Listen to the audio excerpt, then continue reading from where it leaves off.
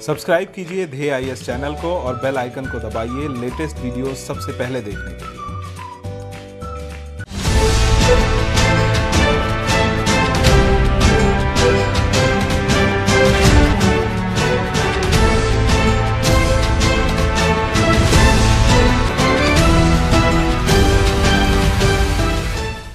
नमस्कार, ध्येय टीवी में आपका स्वागत है। हम हाजिर हैं अपना साप्ताहिक कार्यक्रम आर्थिक मुद्दे लेकर। मैं हूं आलोक पुराणिक। हाल ही में रिजर्व बैंक ने अपनी मौद्रिक नीति की घोषणा की है। इस मौद्रिक नीति के जरिए रिजर्व बैंक ने यह संदेश देने की कोशिश की है कि अर्थव्यवस्था में ब्याज दरों में गिरावट होनी चाहिए। रेपो रेट की दर गिराकर 6% कर दी गई है। रिजर्व बैंक अर्थव्यवस्था की सुस्ती से चिंतित भी दिखता है और बावजूद गिरती महंगाई दर के आश्वस्त नहीं दिखता कि महंगाई निकट भविष्य में अपना सिर तेजी से फिर नहीं उठाएगी। कुल मिलाकर सवाल यह है कि गिरी हुई ब्याज दरों के बावजूद क्या भारत में ब्याज दरें इतनी कम हो गई हैं कि कारोबारियों के लिए राहत का सबब बन सकें। ब्याज दरों को महंगाई के आंकड़े से समायोजित करके देखें तो पता लगता है कि चीन में कर्ज की ब्याज दर भारत के मुकाबले सस्ती है, यानी चीन के कारोबारी को सस्ता कर्ज मिलता है। ऐसी सूरत में भारतीय कारोबारी किस हद तक ग्लोबल प्रतिस्पर्धा में शामिल होकर कामयाब होंगे, इस सवाल के साथ और भी कई मुद्दे इस मौद्रिक नीति से जुड़े हैं। इन तमाम मुद्दों पर बात करने के लिए मेरे साथ दो खास मेहमान मौजूद हैं। मेरे साथ हैं अरिहंत जैन, आप वरिष्ठ आर्थिक पत्रकार हैं और बिजनेस स्टैंडर्ड हिंदी में वरिष्ठ सहायक संपादक हैं। हमारे दूसरे मेहमान हैं शिशिर सिन्हा, आप हिंदू बिजनेस लाइन से जुड़े हैं। चर्चा शुरू करते हैं, इससे पहले देख लेते हैं एक रिपोर्ट।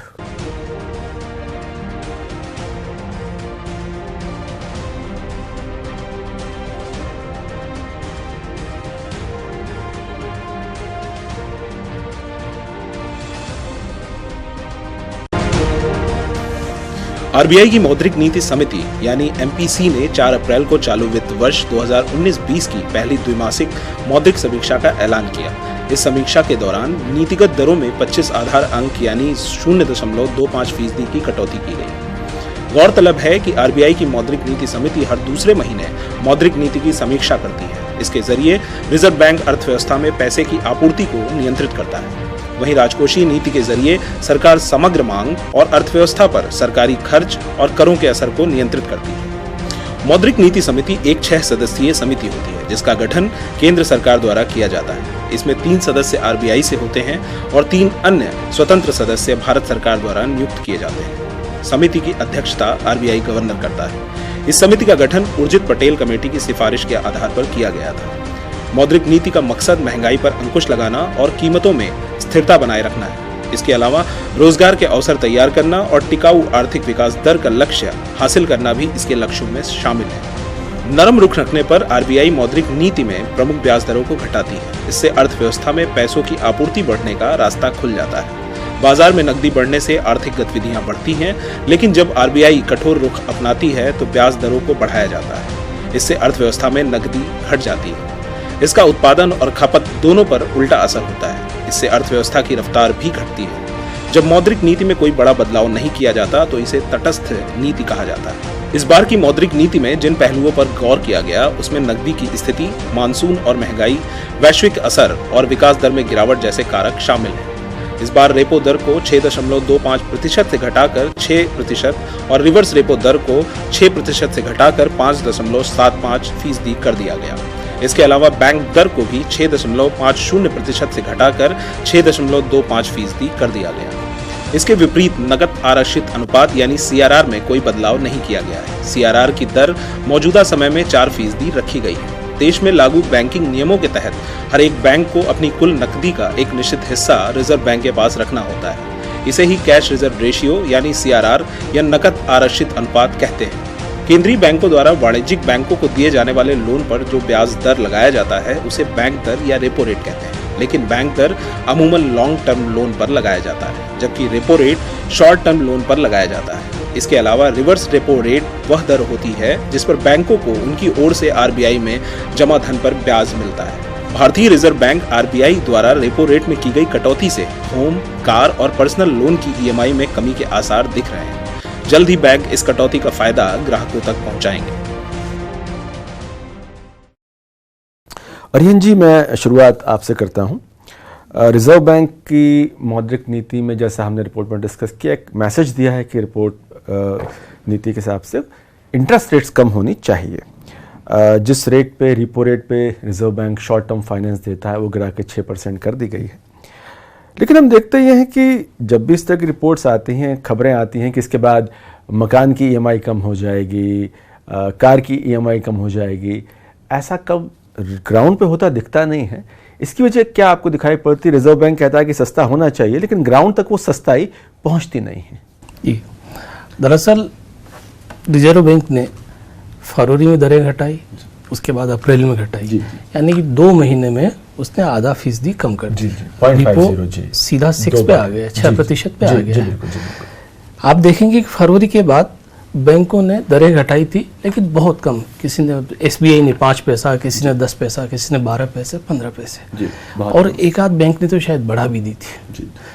तो कारण यह है कि बैंक अभी तक अपनी फंडिंग की कॉस्ट को लेकर के बहुत आश्वस्त नहीं है। उन्होंने लंबी अवधि की जमाएं ले रखी हैं, जिन पर उनको ज़्यादा ब्याज देना पड़ रहा है। एक तो ये वजह है। दूसरी वजह यह है कि बैंकों का आपस में बहुत कंपटीशन है। आप देखेंगे निजी क्षेत्र के बैंक ज़्यादा आकर्षक ब्याज देते हैं।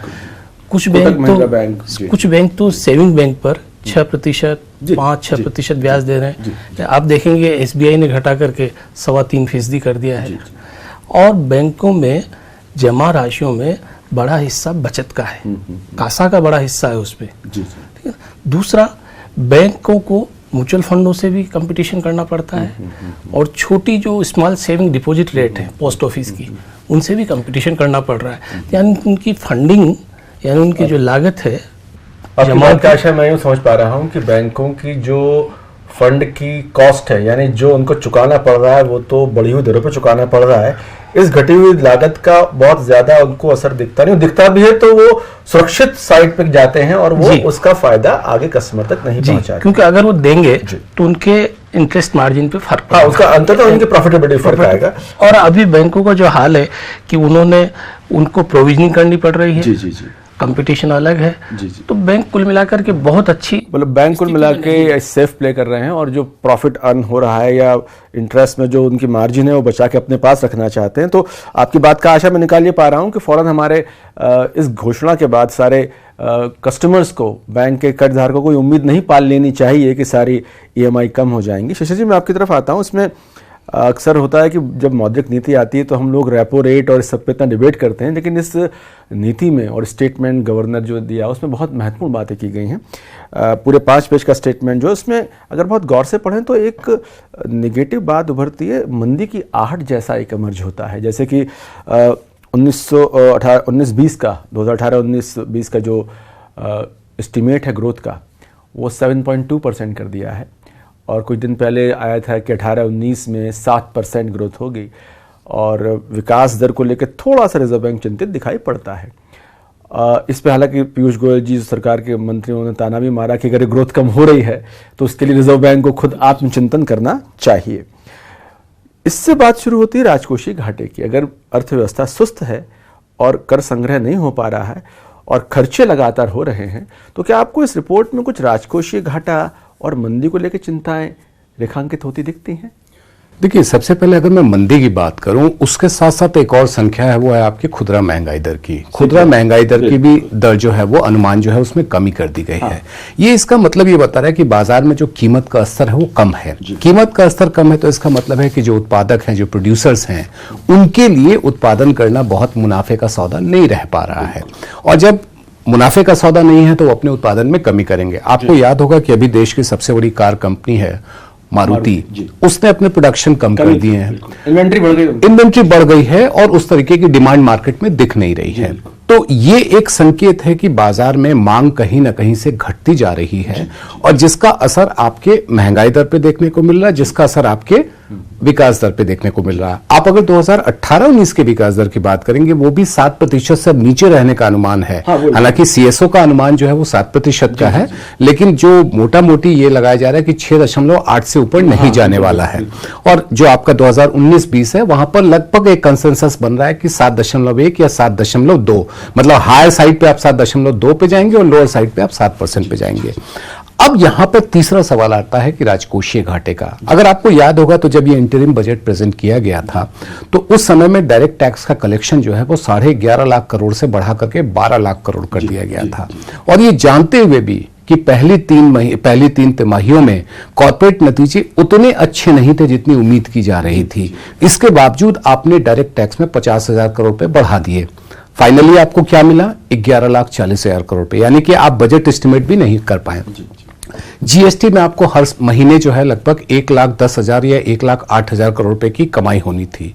वहां पर आपका कमाई सिर्फ 4 महीने ऐसे रहे जहां पर 1 लाख के ऊपर गया, बाकी में 95, 96, 94 यानी कि औसतन जो है वो 96-97 के बीच बना रहा। तो वहां भी आपको लगभग 30 से 40,000 करोड़ रुपए का आपको वहां नुकसान है, 60,000 करोड़ रुपए का नुकसान यहां पे है। अब आंकड़ों की कलाकारी करके आप जो है वो 3.4, जिसको सरकार के शब्दों में कहे तो 3.38% पर वो उसको सीमित कर लेंगे। लेकिन क्या ये सही है? हर साल हमने देखा है कि लास्ट में जो होता है कैपिटल एक्सपेंडिचर अचानक कम कर दिया जाता है, फाइनल एक्सपेंडिचर जो आता है वो कम दिखाई देता है, और सबसे ज्यादा मार किस पे पड़ती है? वो कैपिटल एक्सपेंडिचर पे पड़ती है। तो फिस्कल डेफिसिट को अचीव करने का सबसे बड़ा एक दोष कह लीजिए कि हम अपने खर्चे घटाते हैं, और ये सब जाहिर है कि प्राइवेट इन्वेस्टमेंट हो नहीं रहा है, सारा कुछ सरकारी निवेश पे चल रहा है। सरकारी निवेश अगर कम हो जाएगा तो विकास का आपका कहने का आशय ये कि रिजर्व बैंक जो चिंताएं दिखा रहा है रिपोर्ट में, वो निश्चय ही उतनी चिंताएं तो हैं, बल्कि चिंताएं उससे ज़्यादा हैं, और राजकोषीय घाटे की स्थिति उतनी अच्छी नहीं जितनी हमको दिखाई देती है। इस पे मैं अरिहन जी आपकी तरफ आता हूं कि अगर वाकई मंदी की स्थिति है और सबसे बड़ी कार कंपनी की इन्वेंट्री बहुत हाई है, उनके प्रोडक्शन कम हो रहे हैं, तो ये 0.25% के बजाय 0.5% सरकार क्यों नहीं कर सकती थी, और रिजर्व बैंक क्यों नहीं कर सकता? शायद रिजर्व बैंक आगे की चीजें देखना चाह रहा है। अगर आप देखेंगे तो रिजर्व बैंक ने अपना रुख तटस्थ रखा है, ठीक है। इसका मतलब वो देख रहा है कि चुनाव हो जाए, चुनाव के बाद सरकार का बजट आ जाए, एक। दूसरा, मॉनसून का पता चल जाएगा कि अल्नीनो का असर होता ही नहीं होता। तीसरा, ब्रेक्सिट का भी पता चल जाएगा। फेड रिजर्व की तब तक बैठकें हो चुकी होंगी, डॉलर किस दिशा में जाता है, बाहर का जो आपका हॉट मनी है वो आ रहा है नहीं आ रहा है, और इसके अलावा जीडीपी के आंकड़े आपके मई के एंड में आ जाएंगे पूरे साल भर के, तो उससे एक फाइनल फिगर भी पता चलेगी। तो जून की बैठक में वो इस पर विचार कर सकता है। वैसे भी सीआरआर भले ही उसने ना घटाई हो, लेकिन जो दूसरा रास्ता उसने बैंकों को जरूर दिया है, एसएलआर के जरिए दिया है। पिछले साल भी उसने 3 लाख करोड़ रुपए सिस्टम में डाले थे, इस साल भी जो उसका अंदाजा है 2 लाख करोड़ रुपए डाल देगा, बाकी दूसरे ऑपरेशन वो करता रहेगा। यानी वो लिक्विडिटी तो बढ़ा रहा है, लेकिन वो लिक्विडिटी आम आदमी के पास जा रही है, कॉर्पोरेट के पास जा रही है, नहीं जा रही है, दूसरी बात। कॉशियस साइड से चल रहा है और अपने लेवल पे प्रयास कर रहा है, लेकिन आपका महत्वपूर्ण आपने इंडिकेशन ये दिया कि प्रयास वहां से चलते हैं, यहाँ तक पहुंच पाते हैं या नहीं पहुंच पाते, एक अलग मसला है। अल्नीनो का जिक्र अरिहन जी ने किया और उसमें डेटा आ गया हमारे पास महंगाई का। आपने इसका जिक्र पहले किया कि 2.4% महंगाई का आंकड़ा आया है जनवरी से मार्च 2019 के बीच। ये 2.4% मतलब अगर हम याद करें 20-30 साल पहले के आंकड़े तो 10-12% की रिपोर्टिंग की है। लेकिन इसके बावजूद रिजर्व बैंक आश्वस्त दिखाई नहीं पड़ता।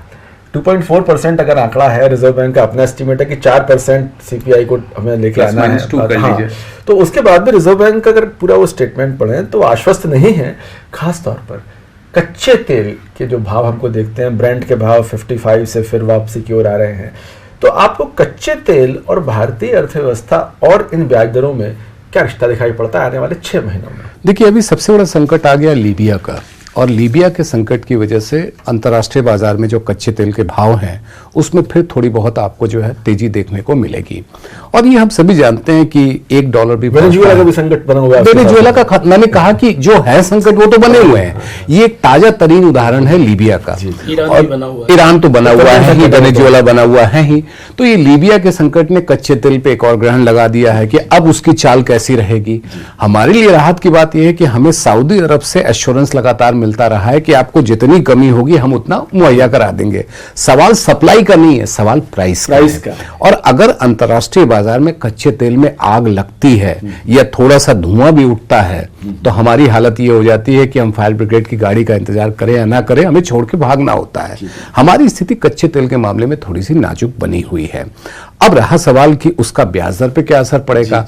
अब अगर मैं रिजर्व बैंक के डॉक्यूमेंट पे जाऊं तो उन्होंने फर्स्ट हाफ और सेकंड हाफ दोनों के इन्फ्लेशनरी जो प्रोजेक्शन है उसमें कमी कर दी है। वो जो कमी है उस कमी में शायद मुझे लगता है कि इन्फ्लेशनरी एक्सपेक्टेशन को उतनी फैक्टरिंग नहीं की गई है जितनी फैक्टरिंग की जानी चाहिए थी। और शायद मुझे लगता है कि रिजर्व बैंक का एक कॉशियस अप्रोच है कि इस समय में एक घबराहट की स्थिति ना पैदा कर दें कि सबको कहें कि चीजें बहुत बुरी होने वाली है, क्योंकि आप जानते हैं कि चुनाव का समय है और रिजर्व बैंक भी जो है वो कोई अलग से नहीं है, वो ऊपर की संस्था नहीं है, वो भी इसी व्यवस्था का अंग है। तो उन्होंने भी बहुत कुछ ऐसे बात कहनी है जिससे लोगों के अंदर घबराहट ना फैले। तो मुझे लगता है कि इस कारोबारी साल के दौरान आपको कम से कम 25 बेसिस पॉइंट यानी कि 4.25% की एक और कमी आपको जून, नहीं तो जब मॉनसून के बीच में हम जब शुरुआत में देख लेंगे कि मॉनसून की चाल कैसी है। स्काईमेट कह रहा है कि बिलो नॉर्मल होगा, 93% उन्होंने लॉन्ग टर्म एवरेज का दिया है।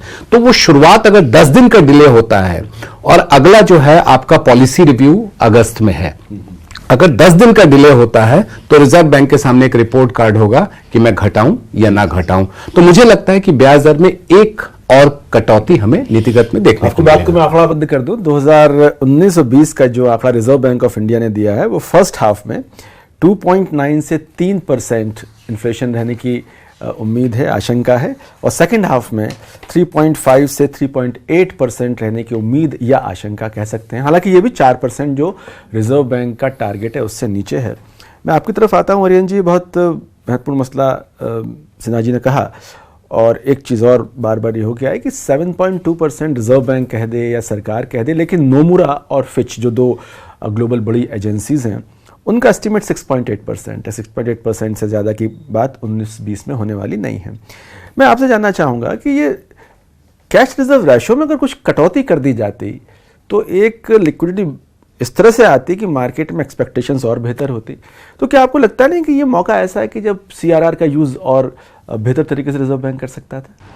एक्चुअली में बैंक जो है नकदी की समस्या उनकी ज़्यादा है, ख़ासतौर पे IBC वाला जो चल रहा है उससे कुछ पैसा उनको मिलेगा। और जो शिशिर जी ने जो बात कही फिस्कल डेफिशिएट की, वहाँ से मैं जोड़ता हूँ, फिस्कल डेफिशिएट अगर आपका GDP कम रहेगा तो फिस्कल डेफिशिएट आपका बढ़ जाएगा। 3.4 के बजाय 3.5 या 3.6 जा सकता है। GDP पे वो बढ़ सकता है। उस कंडीशन में सरकार बाजार में जाएगी, बॉन्ड जुटाएगी। बॉन्ड जुटाने के लिए वो अंततः बैंकों के पास ही आएगी, उससे ब्याज दरें बढ़ने के चांस रहेंगे। बाजार से नकदी जो है वो बाजार से नकदी सरकार ले लेगी। तो इसलिए बैंक शायद वो भी ध्यान में रखते हुए चुनाव की वजह से, महंगाई की वजह से अभी जून जुलाई तक मुझे लगता नहीं कि बहुत दरें बढ़ाएंगे और RBI भी बहुत कुछ करेगा।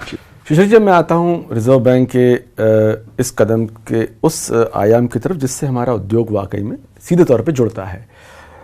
मैंने स्टडी की कि एक तो होती है इंटरेस्ट रेट और एक होती है रियल इंटरेस्ट रेट। उसमें हम वास्तविक ब्याज दर में से इन्फ्लेशन को घटा देते हैं, फिर हम लोकेट करते हैं कि वाकई कितना इंटरेस्ट रेट आता है। तो अगर हम मान के चलें रेपो रेट 6% है और लेटेस्ट जो आंकड़ा इन्फ्लेशन का है 2.4%, तो रियल इंटरेस्ट रेट आती है 3.6%।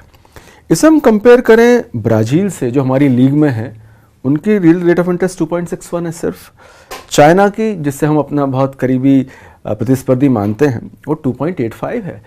तो इन ग्लोबल प्लेयर्स के साथ, इन देशों के कारोबारियों के साथ जिनको हमारे कारोबारियों के मुकाबले सस्ते इंटरेस्ट पे कर्ज मिल रहा है, इनसे हमें कम्पीट करना। आज ही अगर भाजपा का आप देखें घोषणा पत्र, उसमें कि एक्सपोर्ट को डबल करना है, तो हमारे कारोबारी जिनकी लागत ज़्यादा है उन्हें कम्पीट करना है उनके साथ जिनकी लागत कम है।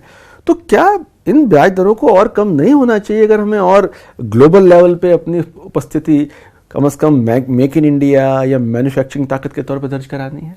देखिए, ये बात तो सही कि ब्याज दरों में और कमी होनी चाहिए, लेकिन क्या उसके लिए संभावना आपके पास है? हाँ, क्या उसके लिए आपके पास इतना आधार है कि आप और कम कर दें?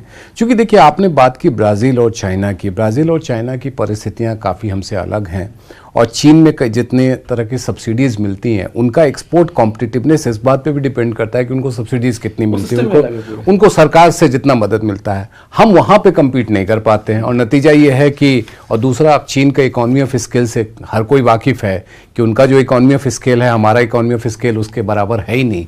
तो ये 2-3 फैक्टर ऐसे हैं जो चीन और ब्राज़ील से हमें थोड़ा कहीं ना कहीं अलग करते हैं। हमारे यहाँ क्या गुंजाइश है या नहीं है, मुझे लगता है कि अभी, जैसा मैंने पहले भी कहा था, कि एक और कमी की बात है। आप ये कह सकते हैं अभी क्यों नहीं कम किया, एक झटके में आप 50 बेसिस पॉइंट कम कर देते तो क्या होता।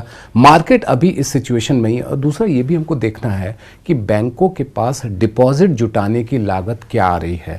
उनकी सबसे बड़ी मुसीबत स्मॉल सेविंग्स हैं। स्मॉल सेविंग्स में देखिए 5 साल के अगर आप एनएससी में जाते हैं, वहाँ 8% आपको मिलता है, और 5 साल के आप बैंक में फिक्स डिपॉजिट कराते हैं तो 6.7, और बहुत जाता है तो 7.25 जाता है। कभी 9% दे रही है सर। नहीं, ट्रिपल ए, मैं इंडिविजुअल की बात कर रहा हूं, जिसमें हम लोग सबसे सस्ता जो पैसा जुटा पाते हैं वो इंडिविजुअल से जुटा पाते हैं। वहां पर पैसा जुटाना बैंकों के लिए आसान नहीं है, और ऐसे में अगर उनका एनआईएम भी कम हो जाए, ऐसे में उनके पास पैसा कमाने का जरिया कम हो जाए, तो फिर वो कहां से आपको देंगे। तो मुझे लगता है कि अभी थोड़ा सा हमें इंतजार करना पड़ेगा। आशा है कि ब्राजील और चीन के मुकाबले हमारी स्थिति अलग है, इसलिए हमारे कारोबारियों को उतनी सस्ती दरें फिलहाल हासिल नहीं मिल होने वाली सकती है। अरिंद जी, मैं आपकी तरफ आता हूँ, और हम लोग अभी आजकल उस दौर में हैं कि रोज घोषणा पत्र आ रहे हैं, और कोई 72,000 दे रहा है, कोई 6,000 दे रहा है, कोई कुछ 3,000 प्रति माह महिलाओं को दे रहा है। एक 2 लाख का पेंशन भी है, 2 लाख का पर फैमिली भी है। तो ये मतलब एक तरह से बरसात हो रही है। अंततः इसका इम्पैक्ट आना है फिस्कल डेफिसिट पे, फिस्कल पॉलिसी पे।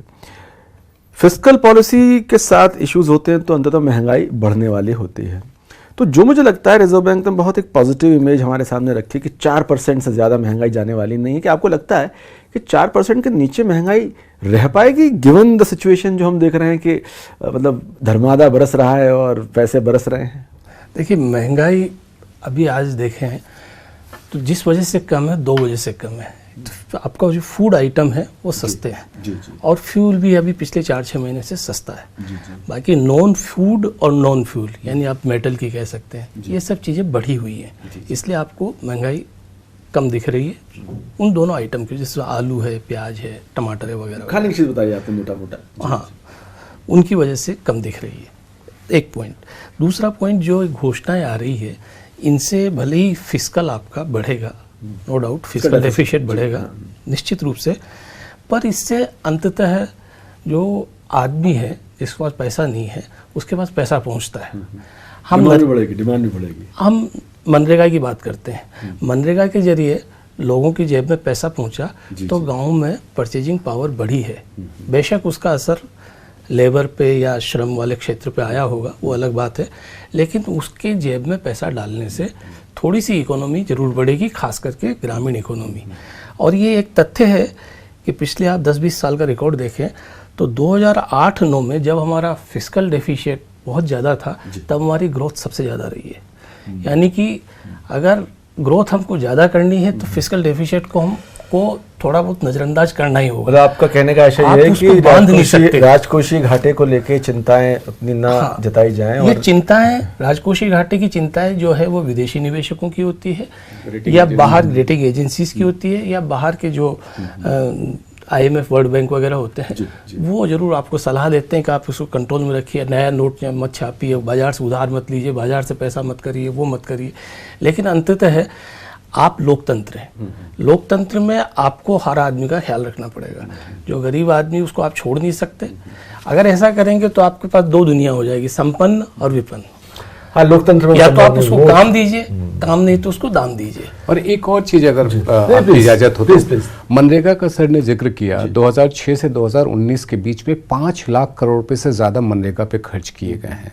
और उसका नतीजा ये है कि आप FMCG का देख लें, आप बाकी किसी भी सेगमेंट में देख लें, तो उनके लिए रूरल एरिया एक मार्केट बन करके उभरा है। और ये मुझे लगता है कि एक सबसे पॉजिटिव पॉइंट है कि अगर आप फिस्कल डेफिसिट में 10 बेसिस पॉइंट, 20 बेसिस पॉइंट अगर आप इग्नोर भी कर दें तो आपको कोई समस्या नहीं। आप दोनों की बात का मूल आशय जो समझ पा रहा हूँ वो ये है कि अगर कुछ पैसा लगभग मुफ्त भी दे दिया जाता है तो वो अंततः उसकी रिजल्ट ये आएगा कि वो बाजार में मांग पैदा करेगा, उससे आपकी वस्तुओं की और सेवाओं की डिमांड बढ़ेगी और उससे रोजगार और इनकम का सृजन होगा। ये एक वेरी गुड पॉइंट। लेकिन एक चीज़ जो इस बार हमने देखी कि इस बार मॉनेटरी पॉलिसी के साथ मैंने कई बार क्या देखा कि रेपो पे इतना डिस्कशन हो जाता है कि बहुत इंपॉर्टेंट डिस्कशंस जो पॉइंट्स उसमें होते हैं सामने नहीं आते। इस बार गवर्नर ने अपने स्टेटमेंट में कहा एक बहुत महत्वपूर्ण बात कि हाउसिंग फाइनेंस का जो लोन है उसको सिक्योरिटाइजेशन करने के लिए एक कमेटी बनाई जाएगी।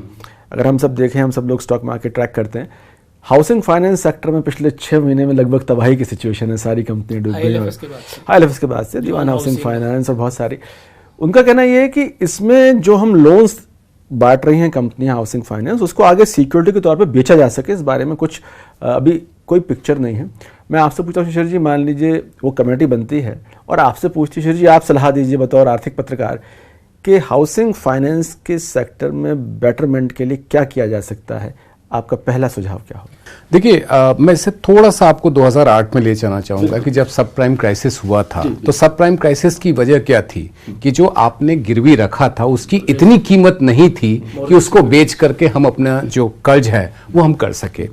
आज के दिन में जितनी भी हाउसिंग फाइनेंस कंपनीज हैं और खासतौर पे IL&FS के बाद जो समस्या पैदा हुई है, उनकी परेशानी क्या है कि उन्होंने उनका बुक तो अच्छा नजर आता है, लेकिन उस बुक में जो उनके पास है क्या वो बेच करके कुछ कर सकते हैं? खरीदार है मार्केट में? नहीं है।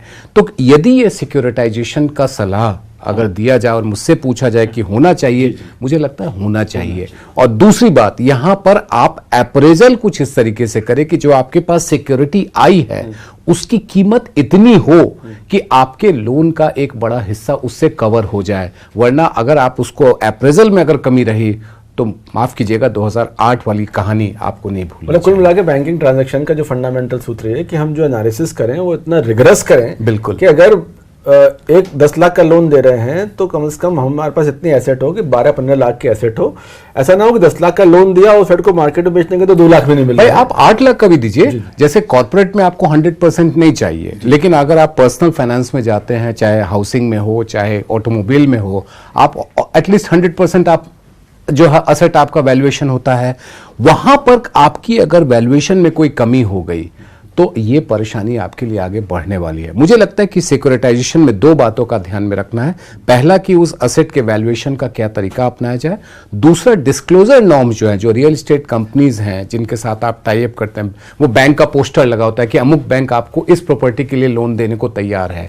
क्या उस बैंक ने उसका प्रॉपर वैल्यूएशन किया है, इवैल्यूएशन किया है कि क्या वो वाकई इस स्थिति में हो?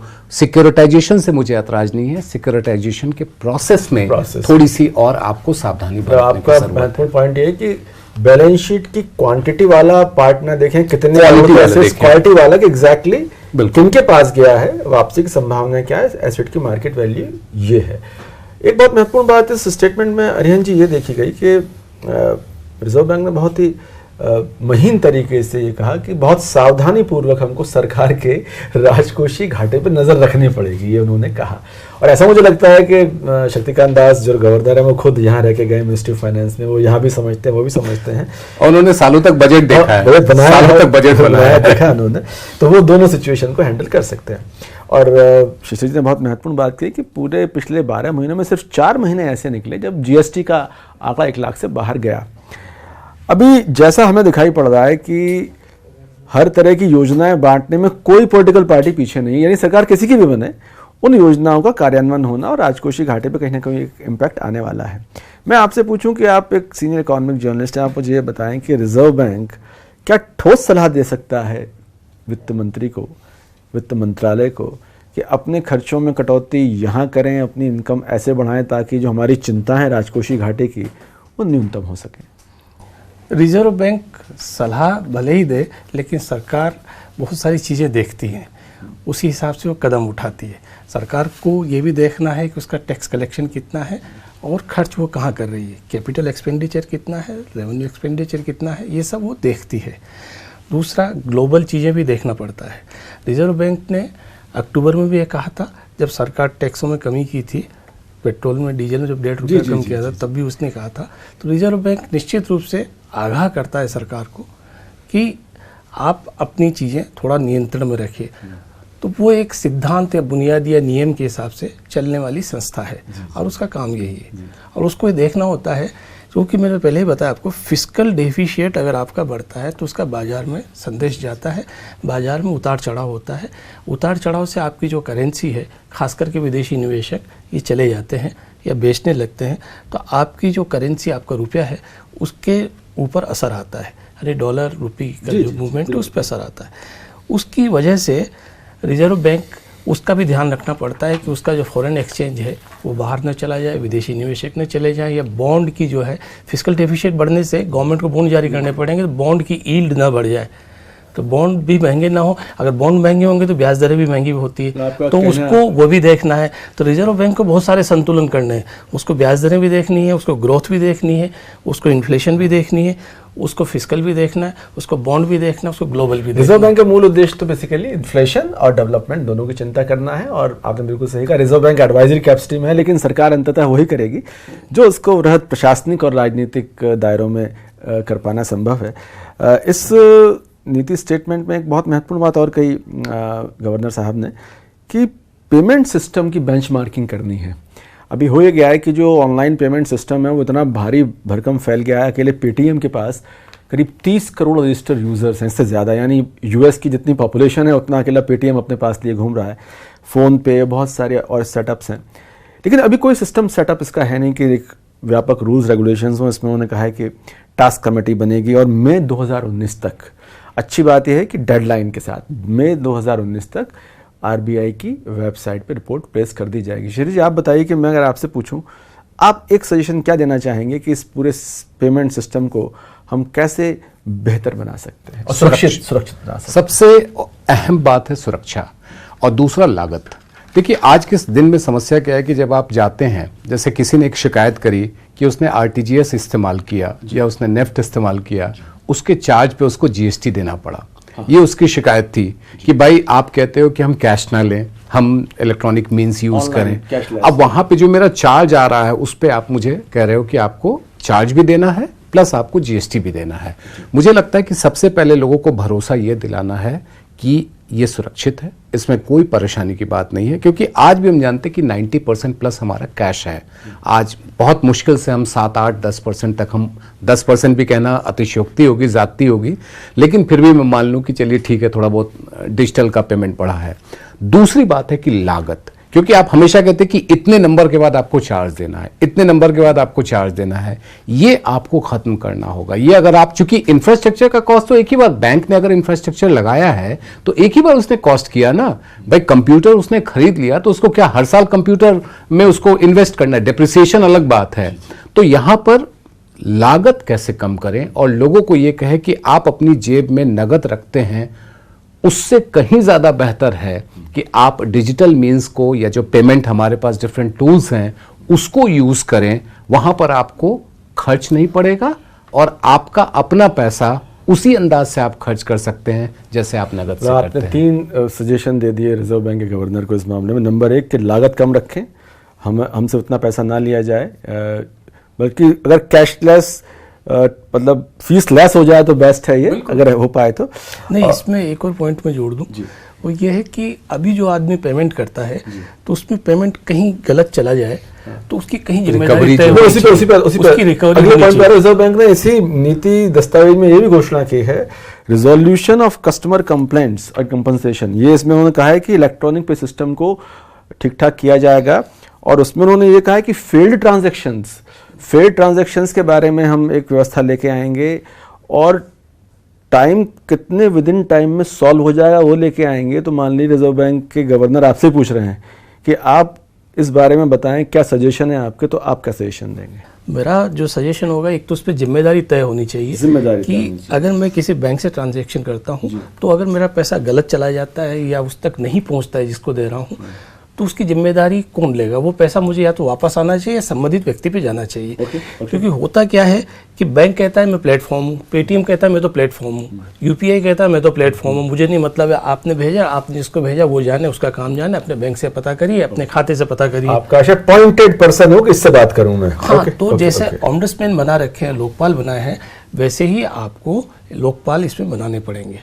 और वो जो कस्टमर केयर होते हैं अभी तो इनके वॉलेट्स के या ऑनलाइन डिजिटल जो सेवाएं दे रहे हैं उन लोगों के, उसी तरह का एक बड़ा आपको, उनके लिए छोटे हो सकते हैं, उनके लिए भी बड़े होने पड़ेंगे, वो बनाने पड़ेंगे, जो उनको वो ग्राहक की कोई कंप्लेन आती है तो एक समयबद्ध तरीके में और तुरंत वो सुलझाई जाए, तो आपका ऑनलाइन डिजिटल दोनों बढ़ेगा। बाकी तो पैसा आपको लागत कम करनी ही पड़ेगी। तो कुल मिला के इस नीतिगत दस्तावेज में रिजर्व बैंक के गवर्नर ने एक पेमेंट सिस्टम को बेहतर बनाने की बात की, ऑनलाइन पेमेंट में जो कस्टमर कंप्लेंट्स हैं उनको बेहतर बनाने की बात की, और एक देखा हमने कॉशियस सावधानी पूर्वक रिजर्व बैंक सरकार के खर्चों को भी देख रहा है, और हमारे दोनों विशेषज्ञों ने कुछ सुझाव दिए।